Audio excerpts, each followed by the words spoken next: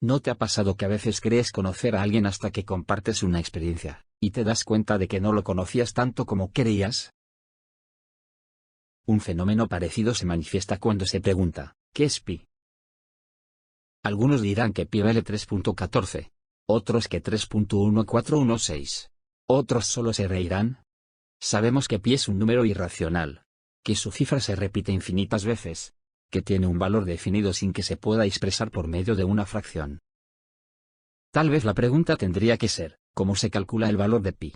Actualmente, existen métodos conocidos, como el de Monte Carlo, que calcula el valor de pi a partir de la aplicación de una ley de distribución de números aleatorios, o el de los cuadrados de las sumas parciales, que calcula el valor de pi a partir de la aplicación de una ley de distribución de números binomiales. Ay, estoy confundida. Más o menos. Lo que haremos en este vídeo es lo siguiente. ¡Que te callaras, amasijo de tuercas! ¡No lo soporto! No, ese no es Don Cangrejo, es Don Rojo.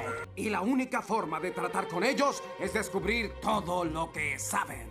Claro. Bob Esponja, primero tienes que hacerle una pregunta. ¿Ah, sí? ¿De qué color es mi calzoncillo? Bob Esponja, déjame manejar esto. Empezaremos por Arquímedes.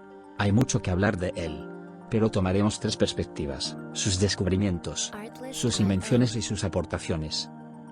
Iniciemos con sus descubrimientos. Adelántate. Mi orfebre me ha hecho esta corona. Es de oro sólido, o eso dice él. Sospecho que me ha timado un poco. ¿No podría haber mezclado el oro con otro metal menos noble y menos costoso? Ahora dinos tú, ¿podemos comprobarlo sin destruir la corona? Te escuchamos, Arquímedes. Lo intentaré, Majestad. Necesito algo de tiempo.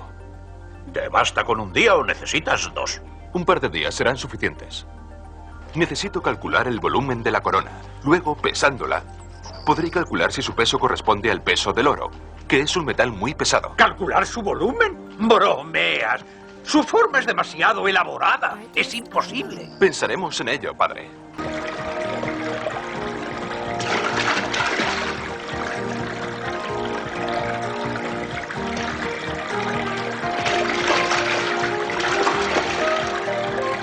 ¿Qué piensas? ¿Qué te propones, Arquímedes? ¡Eureka! ¡Lo encontré! ¡Eureka! ¡Eureka! Arquímedes había deducido que un cuerpo total o parcialmente sumergido en un fluido en reposo experimenta un empuje vertical hacia arriba igual al peso del fluido desalojado. Por lo tanto, si la corona no desaloja la misma cantidad de fluido que su peso equivalente en oro, entonces su construcción no era pura. Ahora bien, si hablamos de sus invenciones, el tornillo que lleva su nombre es un buen ejemplo. Un tornillo de Arquímedes es una máquina gravimétrica helicoidal utilizada para la elevación de agua, harina, cereales o material excavado. Es un cilindro hueco, situado sobre un plano inclinado, que permite elevar el cuerpo o fluido situado por debajo del eje de giro. Desde su invención hasta ahora se ha empleado para el bombeo. También es llamado tornillo sin fin por su circuito infinito. Sin duda, esto hace pasar a Arquímedes a la posteridad. Sin embargo, sus aportaciones en el área de las matemáticas no son ni mucho menos despreciables. Tomemos dos cantidades, x y y representemos sus magnitudes por medio de estos segmentos. Notaremos que si la cantidad x la multiplicamos por un número determinado n, natural, es posible rebasar la magnitud y. Esto se puede enunciar como sigue en el caso de los reales. Dados dos números reales cualesquiera tal que x es menor que y, entonces, existe un entero positivo n tal que n por x es mayor que y. A esta propiedad se le denomina propiedad arquimediana.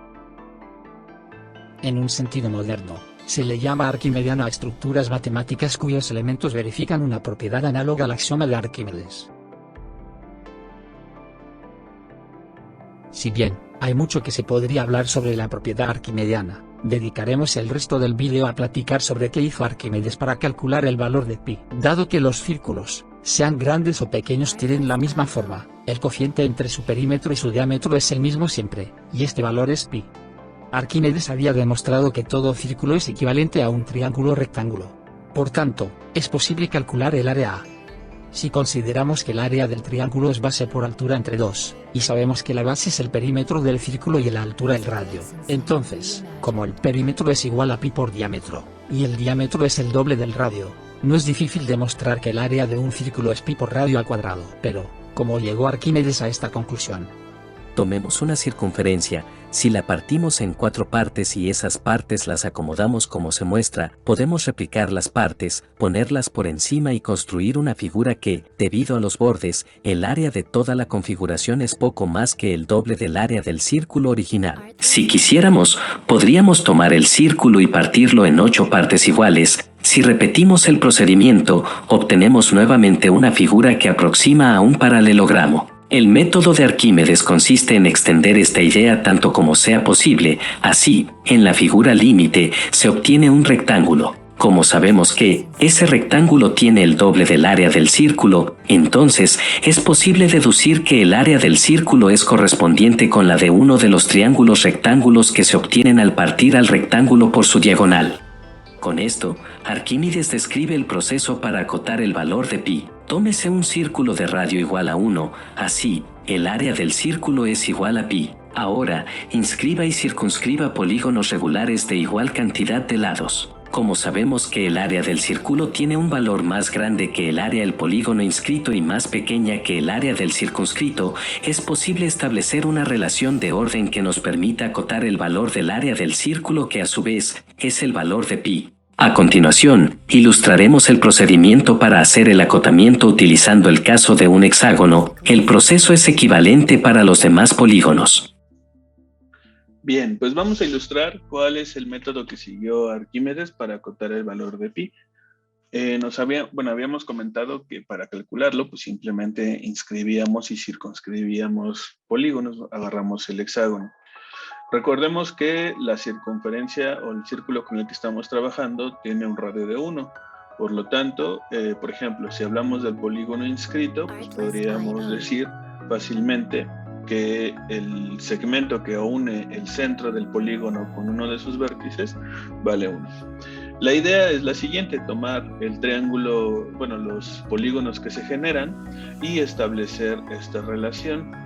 Le cambiamos el color, aquí está.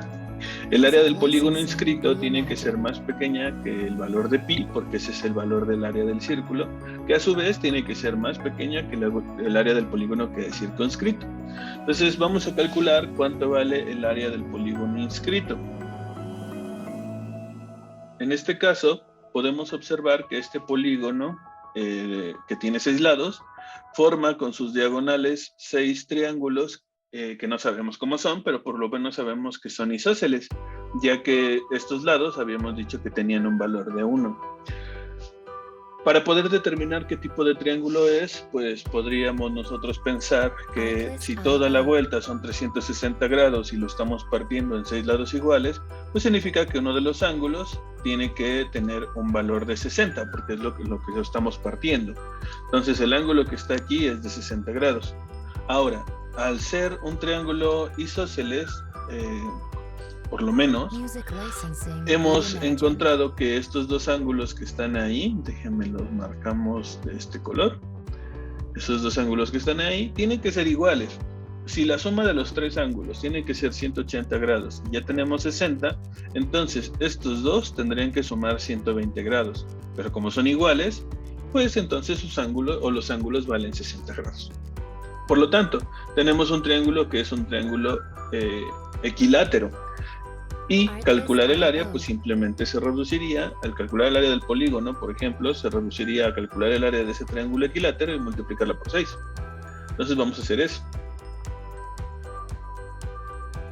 Entonces, para el polígono que es inscrito, pues tenemos 6 triángulos que son equiláteros y sabemos que sus lados valen 1. Conocemos cómo calcular el área de uno de los triángulos equiláteros, que sería base por altura dividido entre 2. Por lo tanto, pues calcular el área del polígono inscrito no es más que multiplicar por 6 ese resultado. Agarremos un triángulo equilátero, sabemos que su lado vale 1 y necesitaríamos conocer cuánto vale su altura. Entonces, tomemos este triángulo equilátero de aquí. Sabemos que su lado vale 1, por lo tanto todos los segmentos son congruentes entre sí. Y sabemos que la altura, cuando se traza, siempre parte a la mitad uno de los lados. Por lo tanto, el lado de acá, como valía 1, pues podemos fácilmente decir que tiene un valor de 1/2. Para conocer cuánto vale la altura, pues observamos que este triángulo equilátero lo hemos partido en 2 triángulos rectángulos, que son congruentes entre sí. Por lo tanto, pues no hay más que aplicar el teorema de Pitágoras, ¿no? Si queremos calcular cuánto vale la altura, pues por el teorema de Pitágoras tendría que ser la raíz cuadrada de 1 al cuadrado menos 1/2 al cuadrado. 1 al cuadrado pues da como resultado 1, 1/2 al cuadrado es 1/4. Si hacemos la operación, 1/2 menos 1/4 pues da 3/4. Y la raíz cuadrada de 3/4 es como resultado raíz de 3 entre 2. Eso es lo que vale la altura. Si el área del triángulo se calculaba como base por altura dividido entre 2, la base vale 1, la altura vale raíz cuadrada de 3 entre 2, y eso lo vamos a dividir entre 2, significa entonces que el área de ese triángulo es raíz cuadrada de 3 dividido entre 4. Por lo tanto, si queremos calcular cuánto vale el área del polígono que es inscrito, pues nada más multiplicamos por 6 ese resultado. El área del polígono inscrito sería 6 veces el área del triángulo equilátero que encontramos, y por lo tanto sería 6 veces esto, nos quedaría 3 raíz cuadrada de 3 dividido entre 2. Ese es el valor del área del polígono inscrito. Ahora, vamos a calcular el área del polígono que es circunscrito. Al igual que en el polígono inscrito, en el polígono circunscrito también se construyen o se encuentran 6 triángulos que son equiláteros, solo que, a diferencia del polígono inscrito, no conocemos cuánto valen los lados. Observen que en el polígono inscrito, pues la distancia que ve del centro de la circunferencia a uno de sus puntos coincide con uno de los vértices del polígono. Y en este caso no, en el circunscrito los vértices no coinciden con la circunferencia, pero sí podemos observar que coinciden con los lados. Y resulta que esos puntos de los lados del polígono son puntos de tangencia, y ahí es donde se encuentra entonces la altura. Por lo tanto, no conocemos los lados, sino lo que conocemos es la altura. Y la altura en este caso pues vale 1. Entonces voy a representar esto aquí. Y tendríamos esta configuración, parecido a lo que hicimos hace rato, ¿no?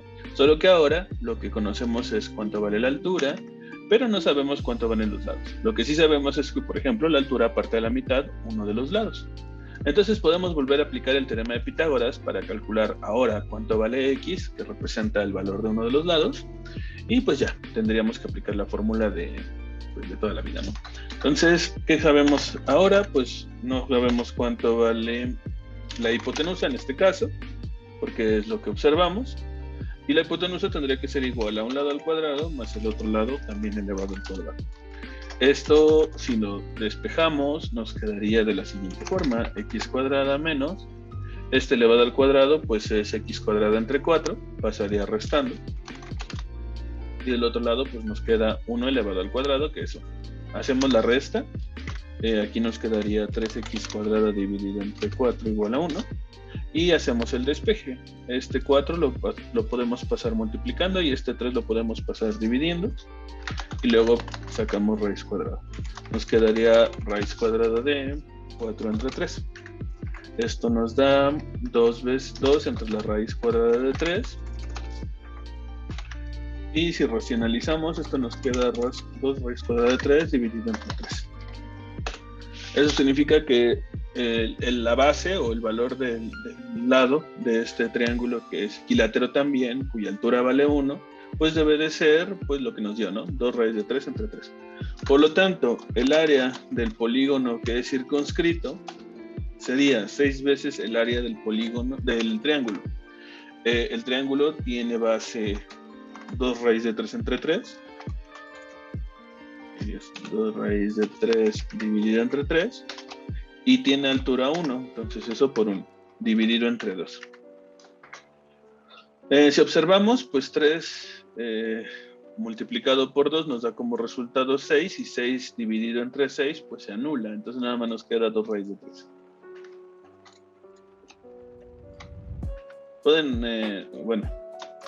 pueden corroborarlo fácilmente, se aplica la ley del sándwich, ¿no? 1 multiplicado por 1, pues este multiplicado por 1, pues es el mismo. Si multiplicamos arriba y abajo, pues se llega a este resultado. Por lo tanto, el área del polígono inscrito tenía que ser más pequeña que el valor de pi, que a su vez tenía que ser más pequeño que el área del polígono circunscrito. Encontramos que el área del inscrito era 3 raíz de 3 entre 2, y el área del polígono circunscrito pues era lo que acabamos de encontrar, ¿no? 2 raíz cuadrada de 3. ¿Tiene sentido nuestros resultados? Pues sí, ¿no? Porque aquí tenemos 3 medios, o sea, 1.5 veces la raíz de 3, y aquí tenemos 2 veces la raíz de 3. Lo que necesitaríamos sería saber cuánto vale la raíz de 3 para poder acotarlo. Existen muchas formas de poder hacer eso, pero una forma rápida, pues sería agarrar números y elevarlos al cuadrado y ver cuál de ellos se acerca a ser la raíz cuadrada de 3. Si otros métodos, por ejemplo, podría ser el método de bisección o cosas así que ustedes quisieran aplicar si no tienen a la mano, por ejemplo, un algoritmo que les permite hacer el cálculo de la raíz de 3. Entonces, de esta manera hemos acotado el valor de pi. Vamos a pedirle a Excel que nos aproxime ese valor de la raíz de 3. Bueno, que nos diga cuánto vale. 3 multiplicado por la raíz cuadrada de 3 dividido entre 2.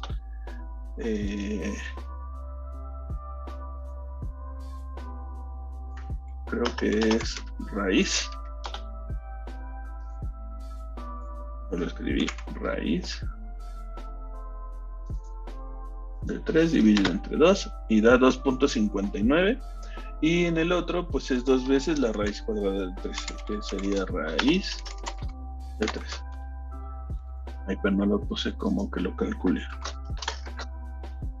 3.4641. Bien, entonces, pues es claro que esos serían los valores a los que podríamos acotar el valor de pi. Vamos a ponerlo, sería 2.5980. Y continúa, ¿no? Porque, bueno, estos son cálculos que hace Excel, pero no nos pueden enseñar todos porque son irracionales.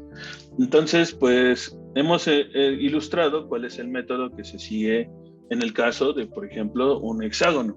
La idea de Arquímedes es aumentar el número de lados, o sea, el siguiente paso sería trabajar con un heptágono, octágono, nonágono, así sucesivamente, y conforme hagamos eso, pues este valor va a ir creciendo, este valor va a ir disminuyendo, de tal manera que en el proceso límite, pues el resultado quede acotado entre dos valores que son iguales. Por lo tanto, ese valor en el que son iguales, pues es el valor de pi.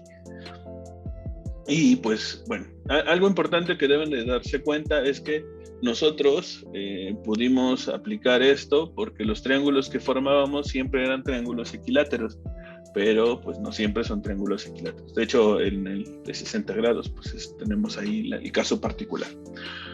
Bien, pues con esto hemos ilustrado el método de Arquímedes.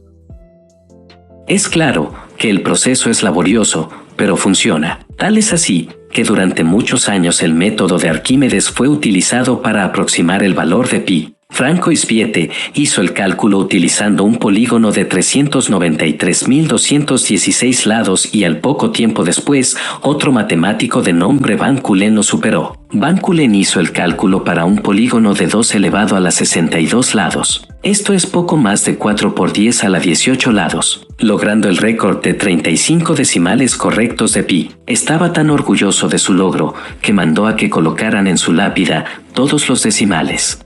Sin embargo, una revolución estaba por venir y era orquestada por Newton. Para entender el método de Newton es necesario explorar un poquito uno de los términos o uno de los elementos más importantes de su método, que es el teorema del binomio.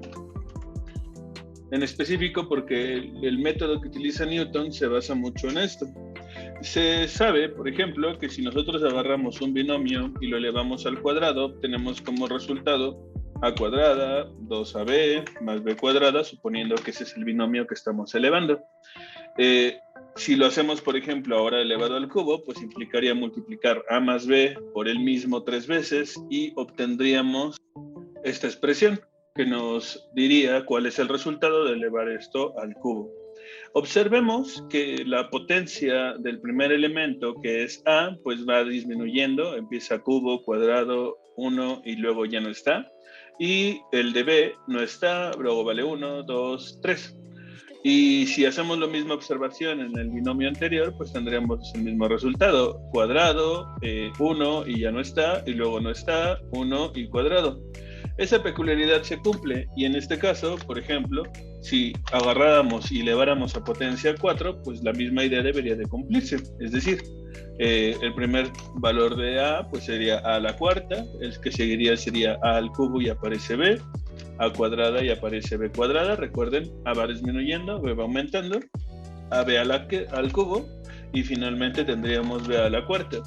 Y lo que tendríamos que hacer sería obtener cuáles son los coeficientes que se corresponden dentro de la expresión. Esto ya se conocía desde la antigüedad, incluso los griegos ya lo sabían, que es cómo se obtendría, por ejemplo, ese coeficiente. Se supone, por ejemplo, que tenemos acá un piso antes, vamos a poner otro. Supongamos que tenemos esta expresión. A la 9 no, a la 0, y esto sería como resultado 1. Si nada más observamos los coeficientes, voy a marcarlos de rojo, podemos notar que existe cierta regularidad. Si nosotros agarráramos, por ejemplo, un término del triángulo de esta configuración, observaríamos que es el resultado de sumar los dos que son vecinos por arriba. Por ejemplo, este 3 podría ser el resultado de sumar 1 y 2, este también, 2 y 1, y así sucesivamente, bueno, nada más bajando o rellenando de unos en los laterales, de tal forma que el coeficiente que va acá es 1, el que iría acá sería sumar este con este, que nos da como resultado el 4, luego tendríamos un 6, luego sería un 4, y finalmente sería el 1. Estos coeficientes que aquí aparecen son los que necesitamos utilizar para poder saber cuál es el resultado de elevar este binomio al cuadrado. Y este resultado se conocía desde hace mucho tiempo. Incluso si nada más observamos los coeficientes, pues lo que obtenemos es el conocido triángulo de Pascal.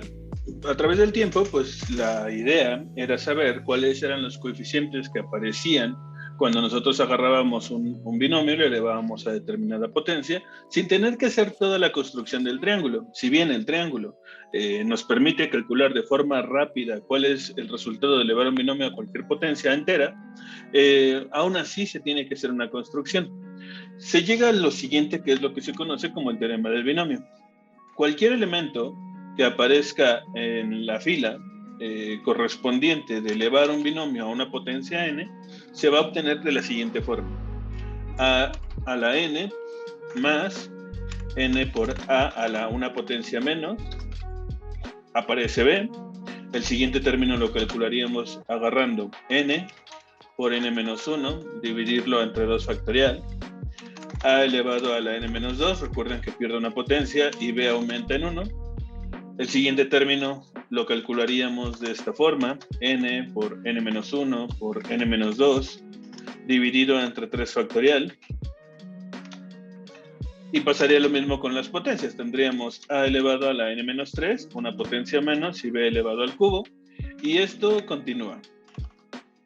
Continúa así hasta la potencia que uno quiera. Por ejemplo, si yo quisiera elevar a la potencia 5, pues tendríamos que hacer el cálculo correspondiente. Vamos a hacerlo. A ver, voy a copiarme de aquí.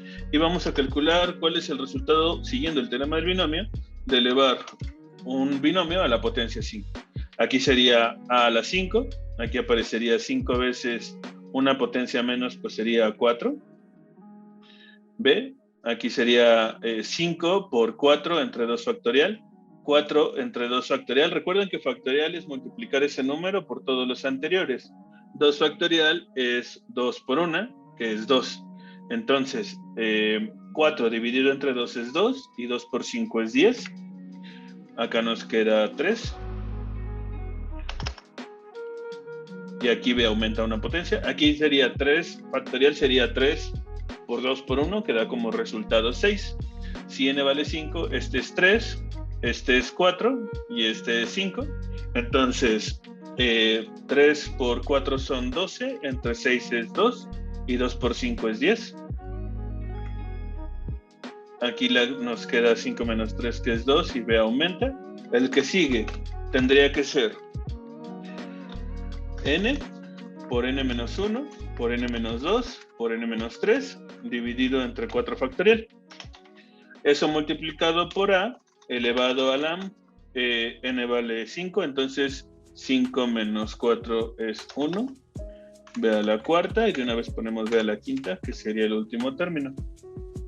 Ahorita vemos por qué. Sustituimos 5. 4 factorial es 24. Esto es 2, esto es 3, esto da 6. Entonces 6 entre 24 nos queda nada más un cuarto. Esto es 4, se elimina. Entonces nada más nos queda la n y la n vale 5. Y para el siguiente tendríamos que hacer la operación. Déjenme me robo de aquí esto. Observemos cuál es el coeficiente. Sería 5 por 4 por 3 por 2 por 1, que eso es 5 factorial, entre 5 factorial pues es 1, y ahí está, ese es el coeficiente de lo que sigue. Y según el teorema tendríamos que sumar el siguiente, que sería multiplicar n por n menos 1, por n menos 2, por n menos 3, por n menos 4, por n menos 5, entre 6 factorial. Pero observen que tenemos n-5 y nuestra n vale 5. En todos los demás términos, incluyendo a este, voy a tener que hacer la resta n-5. Y si n vale 5, obtendríamos como resultado 0. Por lo tanto, aquí, según el teorema del binomio, tendríamos que sumar un chorro de ceros. Claro, sumar ceros pues no nos lleva a nada. Entonces, este sería el resultado de elevar un binomio en este caso, a la potencia número 5. Podemos observar que cumple. El primer coeficiente es 1, que sería como bajar este término de acá. El siguiente sería la suma de los dos anteriores. 1 más 4 es 5. El siguiente sería 4 más 6, que es 10. 6 más 4, que es también 10. El siguiente 5 y luego, bueno, finalmente 1, ¿no? Se repite 10. Y bueno, este teorema nos permite a nosotros encontrar esos resultados sin tener que hacer la construcción de todo el triángulo. O sea, estos números que se conocen como los coeficientes binomiales, pues bueno, ya están bien determinados. Sin embargo, esta fórmula estaba pensada para ser aplicado solamente cuando n era un número entero positivo, ya que tiene sentido, ¿no? O sea, estamos agarrando n, o sea, la idea es buscar el resultado de agarrar a más b y multiplicarlo por, por él mismo n veces. Pero Newton dijo, no, o sea, yo no voy a agarrar nada más n enteros positivos, voy a agarrar también negativos. Y se le ocurre, por ejemplo, en lugar de n igual a un número positivo, poner un número negativo.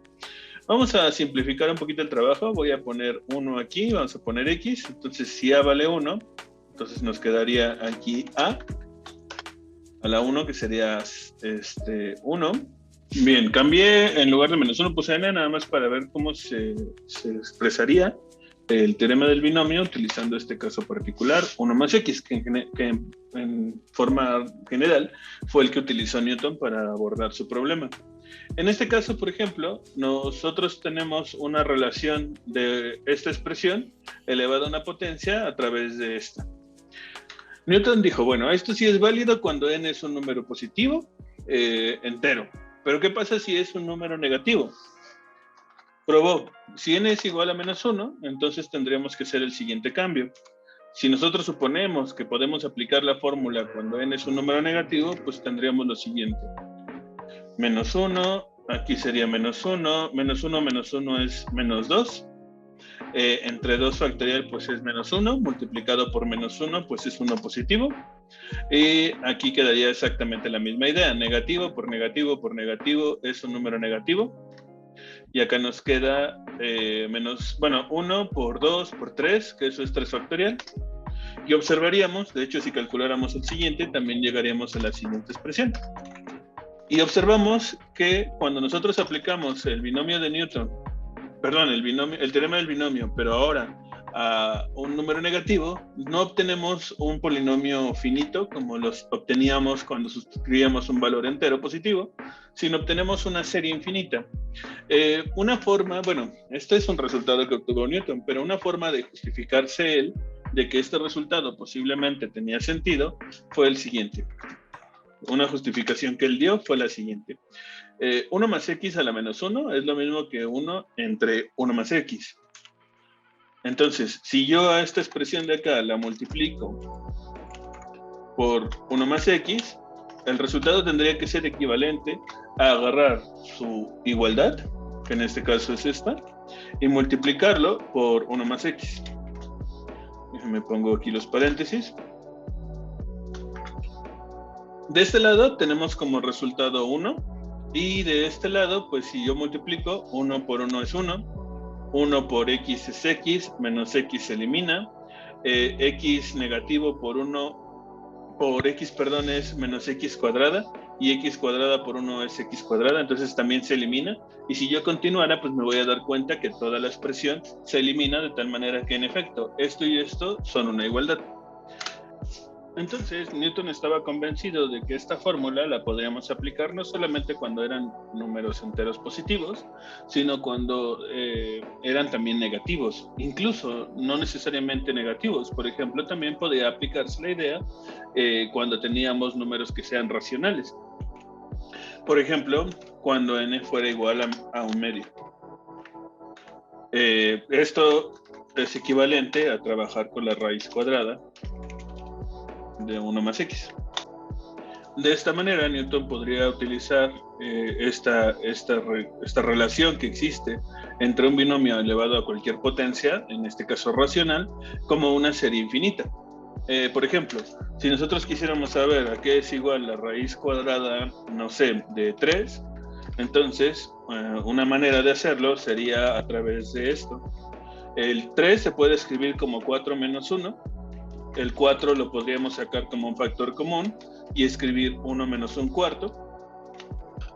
Y si aplicamos propiedades de radicales, la raíz cuadrada de 4 es 2. Y aquí nos quedaría la raíz cuadrada de 1 menos 1/4.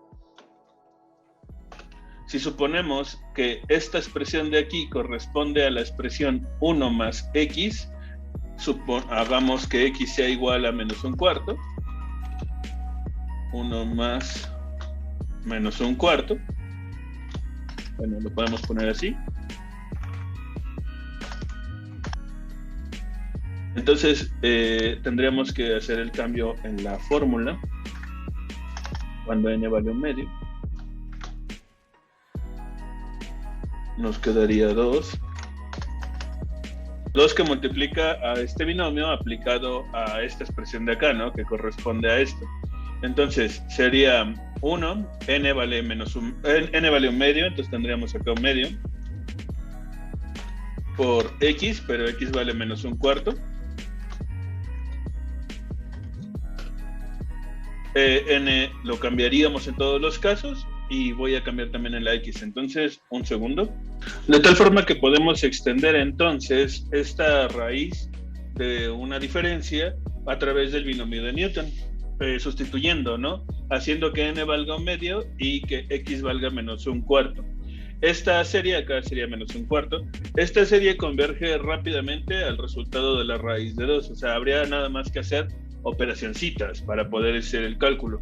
Entonces, esta es la idea central a través de la cual Newton hace el cálculo del valor de pi, tomando la siguiente idea. Tomemos una circunferencia unitaria. Nosotros sabemos que cualquier punto que esté sobre la circunferencia unitaria cumple con esta ecuación, x cuadrada más y cuadrada igual a 1. Esta es la ecuación estándar de una circunferencia centrada en el origen de radio 1. Si nosotros hiciéramos un pequeño despeje, obtendríamos la siguiente expresión, que sería más menos 1 menos x cuadrada raíz cuadrada. El más menos, lo único que nos está dando como parametrización es la parte superior de la circunferencia o la parte inferior de la circunferencia. Si nosotros tomáramos, por ejemplo, la parte superior de la circunferencia, tendríamos lo siguiente. Si consideramos solo el trazo que se tiene de la parte superior de la circunferencia, ese trazo queda definido por esta ecuación. Un y igual a la raíz cuadrada de 1 menos x cuadrada. Entonces lo que Newton dijo fue, Si yo calculara el área que se encierra en el intervalo de 0 a 1 sobre la circunferencia, que sabemos que es 1/4 del área de la circunferencia, eso tendría que ser igual al área que queda encerrada debajo de esta curva en ese intervalo, en el intervalo de 0 a 1. Entonces es donde él considera lo siguiente. Tendríamos que hacer el cálculo del área bajo la curva de 0 a 1 de la función raíz cuadrada de 1 menos x cuadrada de x, y eso tendría que darnos el valor de 1/4 de la circunferencia. Voy a hacerlo un poquito más grande. Pero nosotros sabemos cómo convertir esta raíz cuadrada de un binomio como si fuera una serie infinita, siguiendo el binomio de Newton. Entonces, no tendríamos que hacer la sustitución, ¿no? Déjenme, me robo esta, ya sustituí un medio, entonces voy a robarme esta. Y en lugar de esta raíz, vamos a poner su equivalencia, ¿no? Haciendo el cambio en el binomio de Newton, podemos observar que tendríamos que hacer este cálculo, hacer esta expresión, sustituyendo la n por un medio y sustituyendo el valor de x por menos x cuadrada. Entonces voy a simplificar, teniendo esta expresión de aquí. Si nosotros resolvemos la integral y la evaluamos de 0 a 1, evaluado en 0 pues es nada, y evaluado en 1 pues tendríamos que hacer la operación 1 menos un medio menos un octavo menos un 16avo. Multiplicado por su correspondiente coeficiente. Entonces lo voy a escribir. Esta integral o este resultado corresponde al valor de 1/4 de la circunferencia. Por lo tanto, el valor de pi lo podríamos calcular multiplicando por 4, es lo que nos dé esto, ¿no? Dependiendo de cuántos términos nosotros tomemos de esta serie infinita, pues más próximos estaremos en el valor de pi. De tal forma que, pues cuando, que tengamos aquí la paciencia suficiente, pues el número de decimales que podamos llegar a obtener podría igual variar bastante.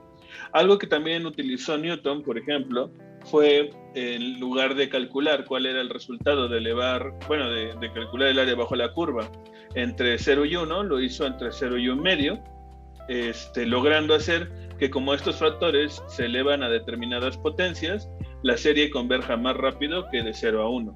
Si la integral se hace de 0 a 1 medio, la porción de área del círculo corresponde al área del sector circular de 30 grados, que es pi entre 12, y al triángulo de base medio y altura raíz de 3 entre 2, con área raíz de 3 entre 8. Si se evalúan los primeros 5 términos de la expresión, se tiene que pi es igual a 3.14161, y si se hace con 50, se tendrían 35 decimales correctos, los mismos que calculó Van Cullen. Nadie volvió a calcular pi construyendo polígonos. A veces, la manera obvia de hacer las cosas no es siempre la mejor. A veces, solo falta un poco de ingenio y creatividad para dar un giro a la forma de hacer las cosas.